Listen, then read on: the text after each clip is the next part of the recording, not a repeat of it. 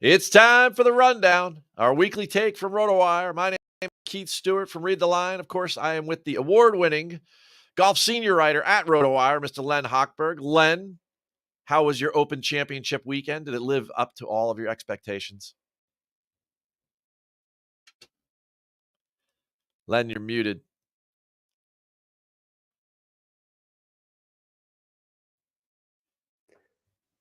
I was on my back. Great. You're good. It was a great Open Championship. It was a bloodbath from our perspective in DFS and betting and all, but it was a terrific tournament, a terrific watch. Such a different thing than we see week in and week out on the PGA Tour. I think the natural reaction is we should see more of this, but I think one of the things that makes it so great is that we just see it once a year, and maybe not even once a year if the weather isn't cooperating over in the UK. But how about yourself? I mean, just an incredible. Well, hey, first of all, golf's played outside, right? But otherwise, it was an incredible performance by the guys at the top of the leaderboard. That makes 11 straight first-time Open winners. Goes all the way back to, I think, Phil in 2013. So that's kind of cool for the Open Championship. It always tends to crown a new king for the champion golfer of the year. So I think that in many ways, what Xander did there and the way he's transformed his 2024, it begs a question from me to you, which is we got one guy who has 6 wins, and we have another guy that has 2 major championships. At this point, if we draw a line in the sand, who do you think's player of the year, Scottie or Xander? And how do you think this is all going to play out? Well, of course, it's not over yet. I know you're asking for right now, but we still have the FedEx Cup playoffs. And even though the Olympics are not supposed to factor into things, I think that it'd be hard if one of them wins the gold medal to not be in the heads of the voters and at least subliminally impact them in that regard. But naturally, this question came up on Twitter. I know that might be hard to believe that Twitter had an opinion on something. But I think that there are a couple of different answers. There's, player of the year is one thing, and I think that Scottie is still player of the year. I mean, he doesn't have 2 majors, but he has major and 5th major and 4 other signature events. I think that's a little bit hard to overcome. But, some people push back, and I had a little poll on this that's winding down. I think Scottie will win it about 60-40 player of the year. But then there's the other aspect. What would the players take if you had the 2 players and you had give them the option? Would you want A or B? And I think that might be a different answer. I think they might give up all those other wins to get that second major because it's just so, I think it's overstated when we look back at careers about majors won. And if someone has 6 and someone has 5, the guy with 6 had a better career. I don't buy into that, but a lot of people do. So I think they might both take the 2 majors, even if Scottie should be player of the year. There are certain parts of that I totally agree with. I mean, Scottie with the players, with the Masters, and the fact that he's been so consistent all year, he's definitely been the best player from start to finish. And then the fact that I love that perspective of what would the players want? Would you want 2 majors or would you want just the Masters and the players? Here's my take on it. Those 4 signature wins, to me, I don't give them as much clout because they're limited fields and most of them didn't involve cuts. So, and if they did involve a cut, it's not a cut that, Scottie Scheffler is thinking about. Now, the majors, the 4 biggest events of the year, Xander shot 32 under par. He was the best in all of them. He was the only guy that finished top 10 in all of them. And it's the 4 most coveted tournaments of the year, and they're all a full field. So I do give Xander maybe a slight edge at this point. It's really like splitting hairs. I'm not quite sure about the Olympics, but here's the thing. We're going to get 3 straight weeks of these guys going head to head. And I think that that's ultimately going to determine how this thing goes. And when they get to Atlanta, That's one place I wouldn't want to play against Xander Schauffele, right? He's got 7 trips there. He's got a win. And in the 6 other trips, he's got like 5 top 5s and a top 7. So if this thing comes down to Eastlake, boy, I would hit the odds board hard for Xander to win Player of the Year because I think he'd be tough to beat in Atlanta. Yeah, that's his tournament. He wins that every year, at least in the eyes of the official world golf ranking, and not including the staggered start, but just the low score of the week, not including the staggered start. So yeah, if it's close there, and I don't think it would surprise anyone to see one of them win another 1 or 2 tournaments in the playoffs. Although limited fields in the playoffs, smaller than the signature events. I mean, if you really get into this, it might actually make the playoffs somewhat significant, which sometimes it's been lacking over the years. But when you think about it, Scottie is almost 2,000 FedEx Cup points ahead. And to imagine that you get 500 for a regular win and 750 for 700 for a signature win or a major, he's like literally 4 wins ahead. And when they get to the final week, they will give him a staggered start, but he'll only be up by 2 strokes, which really, 2 strokes at the start of a week there on a very difficult golf course in Atlanta is barely anything. It's almost kind of like the NFL. Like if you go 16-0, like the Patriots, and then all of a sudden you just lose once, you're out, right? And To the for all the hard Giants. work, To the yeah, to the Giants. to the Giants. Yes, I did that for you, Len, because I know you're a Giants guy. But the point is, in that analogy, is that it's there's elimination there, and it's interesting. No matter how good that Scottie's been all year, this will really come down to what happens in those 3 events, and it'll be interesting to see how it all plays out. I'm excited to watch, and I'm actually excited to watch the Olympics too, because that 60-man limited field on a good, Ryder Cup and DP World Tour golf course, Le Golf National, is going to have some fireworks, I think. Yeah, and I think that, playing for your country brings out the best in a lot of people, and maybe lesser guys. And we did see lesser guys have very good weeks. Xander won, Yeah, 4 years ago, but there were some other guys. I mean, like Rory Sabatini was there yep. right at the end, and so I think there will be some interesting names there. Hard to bet against either Schauffele or Scheffler winning, although they weren't the greatest on that course not too long ago. Well, the Olympics were wild last time because Xander won gold. Sabatini, who's originally from South Africa, won from like somewhere in the Eastern Europe. I forget where he claimed home, but he like changed citizenship. He won the silver, but then what? There was a 7-way um, playoff for bronze. Remember? And CT Pan eventually won, but Rory was in that playoff. Hideki was in that playoff, and he was at home in Japan. I mean, how many times? I mean, I've never seen a playoff for third, right? So that was really kind of cool, and hopefully, with that tight of a field, especially as elite as they are, and then the subplots of the South Koreans, should they win a medal, then they don't have to go to that mandatory military service. I mean, there's all sorts of cool things going on. But you know what else is cool, Len? Before we keep going on, we're getting off track, which is typical of me when I'm hosting here. But let's talk about the 3M Open for a second. All of these guys are flying back over from the Open Championship. We've got other guys coming from the Barracuda Championship. There's 2 full field events left in order to get into the top 70. So that's my first question for you, real quick. Just a quick aside, right? How much do you think some of these guys in this field are thinking about that? I know the Tony Finau's of the world aren't, but do you think that that's a major motivation coming into this week with only 2 weeks left before the cutoff? Or do you think if you're inside the top 125 and you're comfortable, you're just out, trying to play your best tournament golf? Well, the top 125 won't be determined for months from now. So, it's still, and I put this in my article that's now up on RotoWire. This is the second year where this setup has changed. And remember, Jimmy Walker was all upset about this last year because he was in the top 125 after the Wyndham, but by the time the fall series, FedEx Cup fall officially ended, he was out.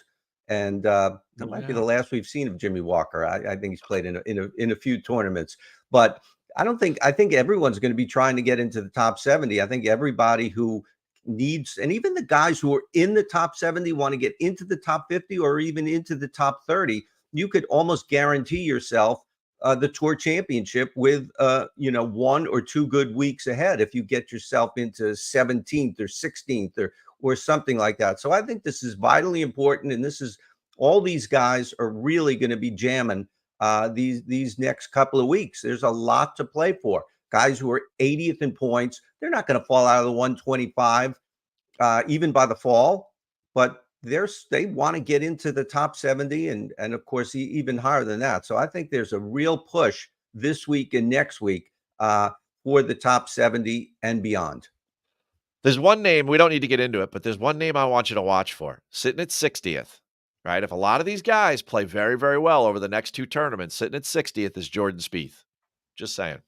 It's a subplot or a storyline that I'm following, the Spieth saga. I mean, will he have to go to Wyndham like Thomas did a year ago and to keep his top 70 status? There's a lot of guys that are playing in this field that are in the top, let's say 85, right? That with great weeks can continue to push forward and really could put him in jeopardy if he doesn't show up for 2 weeks. So that'll be interesting in my mind. But what's going to keep it interesting for these guys to get into the top 70? We're going to TPC Twin Cities, par 71. We've been here 5 times before. Average winning score is 19 under par over the 5 editions. This is our sixth visit, right? What are you favoring in order when as far as a skill set when it comes to building out your lineups? It's really interesting. I think we think of this as a birdie fest. You say the average winning score is 19 under. Just in my own head, when I'm determining whether something is a birdie fest, it's completely arbitrary. I use 20 under. I don't know. I think other people might use that number too. If it's 20 under or more, it's a birdie fest. If it's not, we see Augusta get into the upper teens a bunch, and nobody's going to think that's a birdie fest. But only in the last 3 years, only one golfer has beaten 17 under, and that was Lee Hodges last year. He ran away. He won by 7. So I think we see 24 under. We go, oh man, it's the Amex, it's the John Deere, but it really wasn't. It was one guy. And in my research for this, it's really, really interesting. I don't think there's another course like this that has such a high incidence of low scores, birdies and eagles, and also double bogeys. Top 6 on tour in both. There's nowhere else that has that, and it's because there are some easy holes if you get the ball in the fairway. The course is long, but the fairways are wide. But there's also water on 15 holes. The land of 10,000 lakes. Not all of them at TPC Twin Cities. It just seems that way. So it's a really fascinating dynamic for me. And in my model, I put in bogey avoidance and birdie average, birdie or better. And I've never put both of those stats into my configuration before, but I have here. And there are some guys who are good at both. And they tend to be the better golfers, but there are some other guys, and they've, made their way into my pick. So really fascinating this week for me. That's an interesting perspective. I mean, to back that point up, the average cut line over the last 5 editions is only 1 under par. Now you're talking about a tournament that's going to be won and probably in the high teens, but after 36 holes, if you're just a couple under par, then you're easily inside the cut line. The lowest cut line was -3 in the 5 editions. So there is the opportunity there for a train wreck or two. There's no doubt about that. The double bogey ratio there. I think there's 6 holes with a double bogey ratio over 2%, which is a very, very high. It doesn't sound like a lot, but over 2% for double bogeys for these guys in a field of 156 is a bunch of guys hitting it in the water, which normally doesn't happen, especially at most of the TPC labeled style golf courses. For me, one of the things that's interesting to pay attention, and I know this place we play at elevation, we're over 1,000 feet above sea level, but there's a number of long approaches here. So as far as a skill set goes, I would pay attention to the 3 par 5s, which, these guys are swinging at in 2, which are definitely going to be longer, iron approaches and or woods. You've got 5 par 4s over 450, and then you've got 3 par 3s over 200 yards. So for me, mid to long iron acumen is definitely something I'm featuring amongst these guys.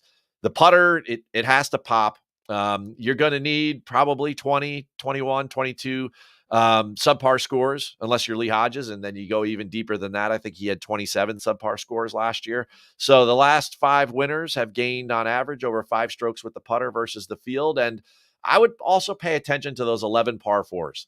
I know I mentioned the 5 that are over 450, but there's also 5 of them that are under 425, and that's a unique scoring set of skills as well. It's not just blasting a long iron and hitting the green in regulation and being good at that, but it's also, playing shorter holes with some strategy and also some really, really savvy wedge play. So for me, that's the skill set that I'm looking toward when it comes to, trying to choose my betting card. And as we always get to each week, Len, it's time for the names. So I'm looking at the 10K land to start with, and there's 3 names up there. Tony Finau is one of 17 guys in the field that's played in all 5 of the 3Ms. Is he your lead guy here at the top of the board? He is. And yeah, 3 guys is, don't know if I've seen that before. It seems we always see at least 4 or maybe more. And the other 2 guys are Sahith Theegala and Sam Burns, and I don't have them. I just picked one guy in my article in the 10,000. It was Finau. He won 2 years ago. He was 7th last year. He's playing great right now. I mean, as I also wrote in my article, missing the cut last week matters nothing. It's a complete anomaly. It's weather. It's a different tournament. It's nothing. Yeah. We'll see. We talked about that. It's a unicorn tournament for the year. If a guy, just missed the cut last week, even if he missed it by whatever, 20 shots, it's not affecting me one iota. Okay. Now, if a guy was over there for 4 rounds and had 4 difficult days in the rain and stuff, that's a different story, and whether he'll be fresh for this tournament. But Finau has been playing great through the summer, and Theegala has not played at his best golf for the most part. He's really front-loaded his season. Sam Burns was played pretty well at the Open for a little bit, but both of those guys can be really wayward off the tee, much more inconsistent than Tony Finau. And maybe you would want to play them in a big tournament game, but in a more moderate cash game, I think Tony Finau is the much safer play. Maybe those other guys have similar upside, but Tony Finau's floor is much higher than those guys. Now, you mentioned in there 4 fatigue-filled rounds over there at the Open Championship. Runner-up over there is Billy Horschel. He's the biggest name or most popular name probably in the 9K land, right? Everyone realizes what he did last week almost to achieve his career dream. Are you worried about fatigue with Horschel? So is Billy consideration this week, or is it somebody else? Because, that was almost too much to take for him, and maybe he's just a little tired. He might be tired, and he might just be a little disappointed. I mean, that's probably the closest he's ever come in a major, and maybe the closest he will ever come in a major. And professional athletes in every sport, they've got to forget the last pitch, the last shot, the last point, because it's gone. There's nothing they can do. So they've got to look forward, but might be a little bit harder here. We talked about Rory having to get past what happened at the Open and just move forward. And he needed almost a month to get through it. But roundabout way of saying, I'm not looking at Billy Horschel this week. I'm not looking at Justin Rose this week.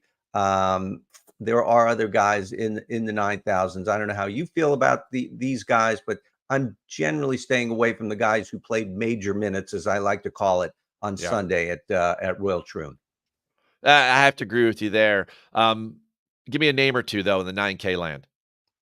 Well, back to some of the guys we've seen through the summer. Akshay Bhatia really playing one of the best guys this summer. He's in the 9s. He easily could have been in the 10s, and I think he was 9,800. And then if he would have been 10, he would have been another 10,000 pick for me. Luke Clanton, really one of the stories of the summer.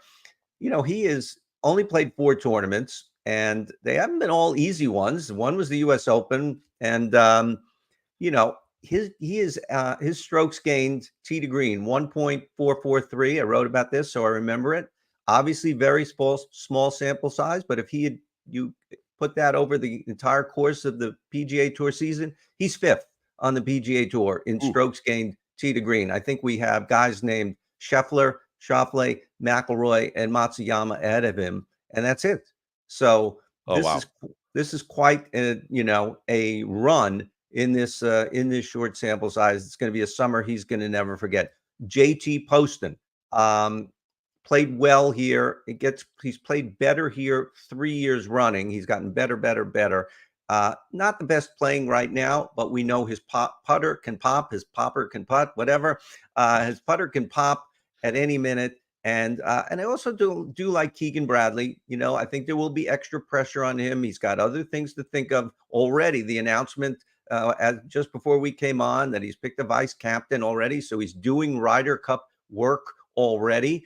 But you know, a great ball striker, and he actually is putting a lot better this year for him. He's more mid-range than bottom of the barrel. So a bunch of guys in the nines after only one guy in the 10.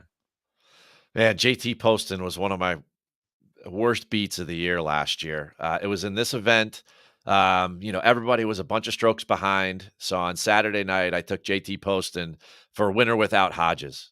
And coming into the 18th hole or the 72nd hole, he had a 3-shot lead. He triple bogeyed it to dead heat me in a tie with 3 other guys. Man. I will not be backing the postman this week. So moving right along to 8K. Luke Clanton is an amateur, but there was another amateur making some a former amateur making some stories last week as well. It just wasn't all about the Open Championship. You got to pay attention to the Barracuda.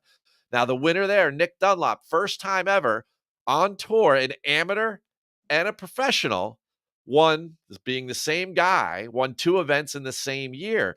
In the 8K land, can Dunlop do it again? It's a shame he can't play a Champions Tour event later this season for the big triple.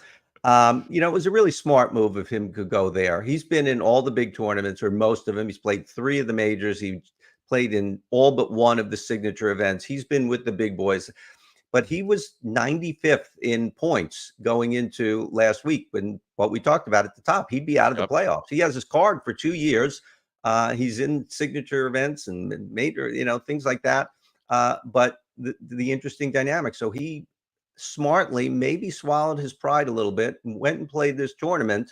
And I think it was a good move, but I'm not picking him this week. Real quickly there, correct me if I'm wrong. I know he didn't get paid for winning the Amex, right? Because he was still an amateur, and that archaic rule still lives in this whole world of NIL. But that being said, he didn't get the 500 FedEx Cup points there either, correct? I don't think you actually get them. You get like the equivalent of them to give you playing privileges and stuff. But no, I don't think he would be 95th in points before last With 2 week. wins. With right? with one win, and then getting all those free points in all the signature events that he played in. And most of them you don't even miss the cut. So no, I don't think he got those 500 points for the Amex. I mean, imagine if he plays himself. Oh, here I go again, right? Tangent. But imagine if he plays himself into that top 50 and he plays his way into the signature events for another year. I mean, that would just be an incredible story. But all right, hit us with the names that you value in the 8K land. Cam Davis, one of the course horses here, plays well here. He just won the Rocket Mortgage. He seems to like the upper Midwest. What Aussie wouldn't? He's on my list. Eric Von Rooyen, the former Minnesota Golden Gopher, has not played very well at this tournament so far, but it's near and dear to him, and he's playing pretty well right now. And Emiliano Grillo, he's also, for some reason, plays well here. At some point, we have to just consider if a guy comes back year after year and plays well, and the field is not that tough, we have to at least put some weight on that. Definitely means that they like the golf course. And this is a polar golf course. I mean, if you didn't like all the water hazards and everything, you just wouldn't keep showing up. But obviously Tony, Grillo, a couple of these other guys, they've been here for each edition and they've played well to their credit. 7K land. Now, with only 3 guys in the 10K, this 7K, doing the math quickly in my head, becomes a very value-added section because if you want to bolster your lineup with some heavy 8s and 9s, then you're going to have to come up with some really good value here in the 7K. So give us the names down here. Ben Griffin is the top guy in the 7s, 7,900. I think that is warranted. That's a good price. It's almost 8,000. He's been playing very well this year. I think he got beat up last week at the Open Championship, but he wasn't around for the weekend and stuff like that. So I think he's had a little time to recharge. Seamus Power playing much better of late. Was not in the Open Championship, so he's had the week off. I shouldn't say that. I don't know if he played last week, but playing much better of late. some of his best finishes have come in the past month. And guy we've talked about here for a few weeks now, Pearson Cootie, maybe the best putter in the field right now, third on tour in putting for the season. We talked about needing to make a lot of birdies this week. He's been playing well. He was a Definitely. playoff loser a couple of weeks ago at the Ipsco Facto championship to Harry Hall, of course. And so Pearson Cootie could, I'm sure he's looking at this course and saying, you got to make a lot of birdies. I'm your guy. Now, there's only one more range left. There's no 5K, just a 6K. And down here, you have a couple of guys with some really good course history, but they haven't been playing good lately. So I'm interested to see how you balance all of that out and who you're picking in 6K. Yeah, I struggled here, and I don't think there's a lot here, and I don't feel really strongly about anyone, but maybe this first guy who I've named a bunch in recent weeks, Chandler Phillips. Okay. He's delivered for if you put him in your lineup, he's been in the 5,000s a bunch. He's in the upper sixes now, which I think is proper. It shows the way he's been playing lately. He's $6,900.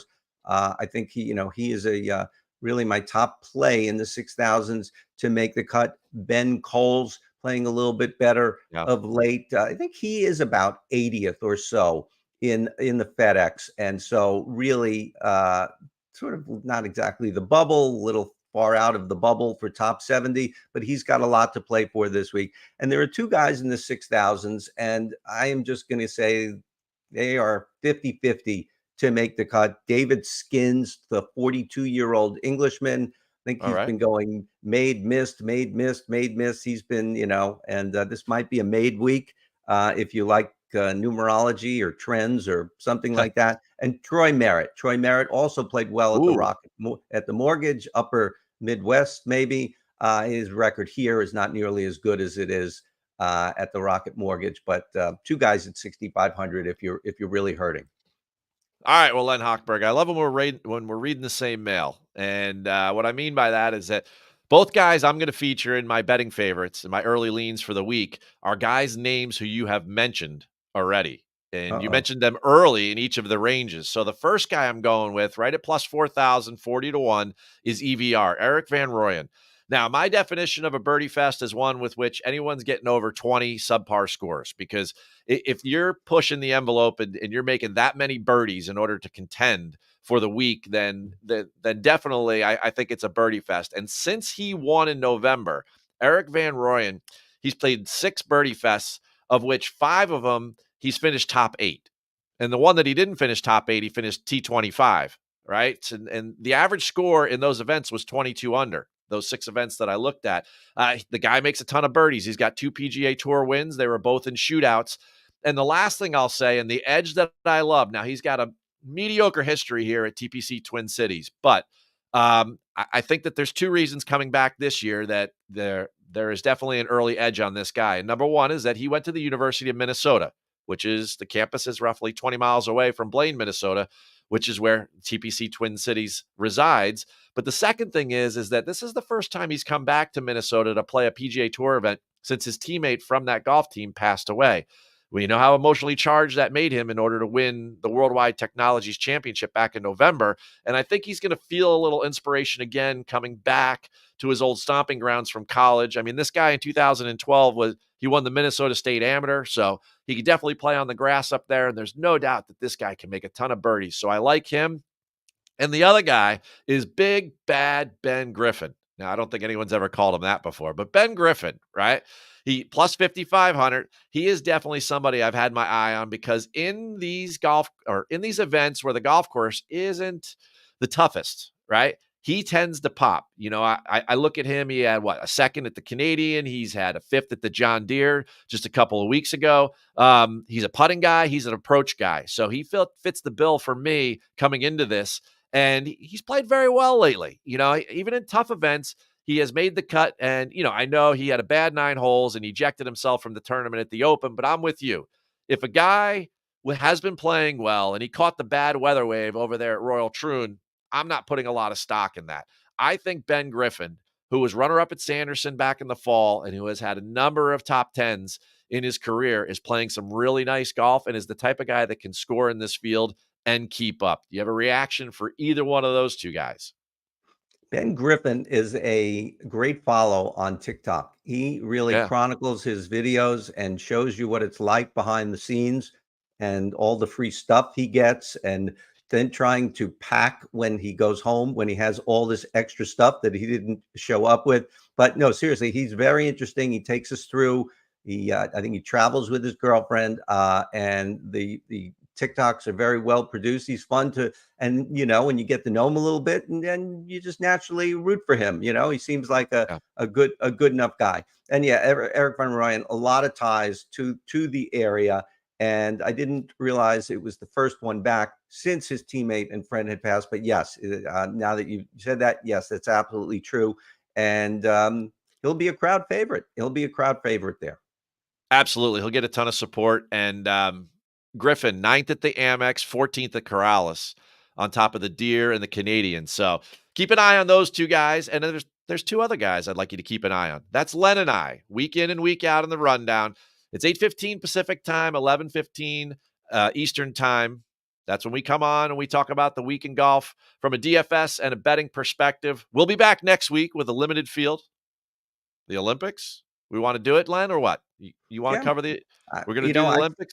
I think that well, I know that there'll be a betting market. I'm pretty sure DraftKings will have games for that, and it's even a little bit of a I always kind of moan a little bit to myself when we get a new course, and it just means a lot of extra homework we have to do. But this course, we have a little course history, a course knowledge, and so so ready to go. I love it. Well, you don't win award winnings, or you don't become award winning by sitting on the bench, right? You got to get out there and you got to play. So I appreciate that, Len. We'll be back with the rundown next week on Tuesday. Until then, I'm Keith Stewart from Read the Line. Have a great week, and may all your weekend wagers in Minnesota work out.